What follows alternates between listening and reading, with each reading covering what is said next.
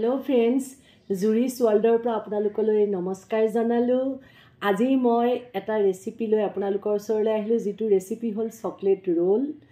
Chocolate লাভাৰ্সৰ কাৰণে এটো খুব ভাল ৰেচিপি, তেওঁলোকে ভাল পাব। কিন্তু আজি জানে মোৰ গা একেবাৰে ভাল নহয়, তথাপিতো মই আপোনালোকৰ লগত ৰেচিপিটো শেয়াৰ কৰিম বুলি এয়া চাওক ৰেচিপিটো বনাব ওলাইছো।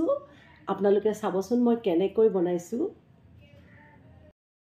এয়া চাওক, এখন প্লেটত মই 2 কাপ ময়দা ললো। ময়দাখিনি মই চালি ললো আৰু তাতে মই আধা চামুচ নিমখ, আধা চামুচ বেকিং পাউডাৰ দিলো। বেকিং সোডা কিন্তু নহয়, এয়া মই বেকিং পাউডাৰ দিলো।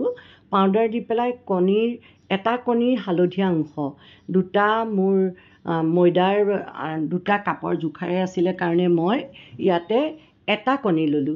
এটা কণীৰ হালধীয়া অংশখিনি ললো আৰু 2 চামুচ মই ঘিউ গৰমাই পেলাই ইয়াতে দি ললো। লৈ পেলাই মই এইখিনি মিশ্ৰণটো ভালকে মাৰিলো আৰু তাতে মই পানী ঠাণ্ডা, একেবাৰে ফ্ৰিজৰ একেবাৰে ঠাণ্ডা পানী দি পেলাই এইখিনি মাৰিলো। এই ময়দাখিনি মাৰি পেলাই এটা সফট ডো বনালো আৰু সফট ডোটো মই আধা ঘণ্টাৰ কাৰণে ঢাকনা মাৰি পেলাই এয়া ৰাখি দিলো। আপোনালোকে মোৰ ৰেচিপিবিলাক বাৰু কেনে পাই আছে আপোনালোকে জনাবচোন, কেনেকুৱা পাইছে ৰেচিপিবিলাক। তেতিয়া মোৰ যদি কিবা কম আছে ৰেচিপিবিলাকত, তেতিয়াহ'লে মই আপোনালোকৰ পৰামৰ্শৰ মতে আকৌ ৰেচিপিবিলাক ভাল কৰিবলৈ যত্ন কৰিম, সেইকাৰণে আপোনালোকে জনাব। এতিয়া চাওক, মই এখন প্লেটত আধা কাপ মই চকলেট চিপছ ললো, সেইখিনি গুড়া কৰি ললো। তাতে মই কাজু, পিস্তা, এলমণ্ড তাৰো মই 2 চামুচমান মিক্সিত দি গুড়া কৰি সেইখিনিও ললো আৰু 4-5টামান মই পকা খেজুৰ, বজাৰত যিবিলাক পকা খেজুৰ কিনিবলৈ পায় তাৰ গুটিটো গুচাই মিক্সিত দি সেইখিনিও চকলেটত দি পেলাই খুব ভালকে মিক্স কৰি ললো। এতিয়া মই ডোটো যে থৈছিলো আটাৰ, মানে আপোনাৰ ময়দাৰ ডোটো, সেই ডোটোৰে ৰুটি বনালো। এয়া চাওক, ৰুটিৰ আকাৰত বনাই পেলাই 4টা ছাইড মই এনেকৈ কাটি স্কোৱাৰ শ্বেপ দি ললো। এখন ৰুটিত মোৰ 2টা স্কোৱাৰ শ্বেপ হৈছে। এয়া চাওক, তাতে মই এই যে আপোনাৰ চকলেটৰ মিশ্ৰণটো লৈছিলোঁ, সেই মিশ্ৰণটো ইয়াতে ভৰাই দিলোঁ।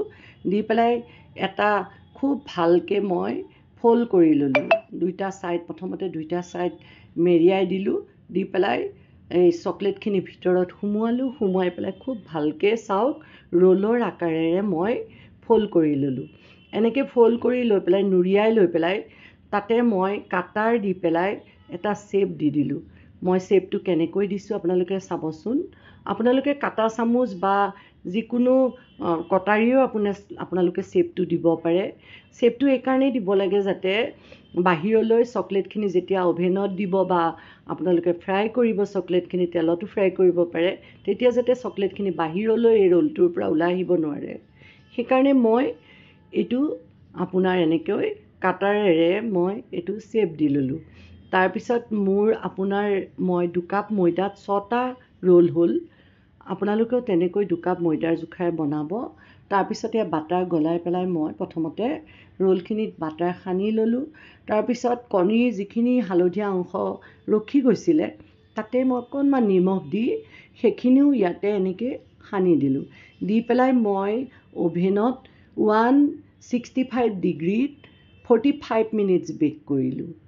আপোনালোকৰ অলপ বেছি সময়ো লাগি যাব পাৰে, কিন্তু আপোনালোকে চাব যাতে 4টা ছাইড ৰোলটো খুব সুন্দৰকৈ বেক হয় আৰু ৰঙচুৱা হয়।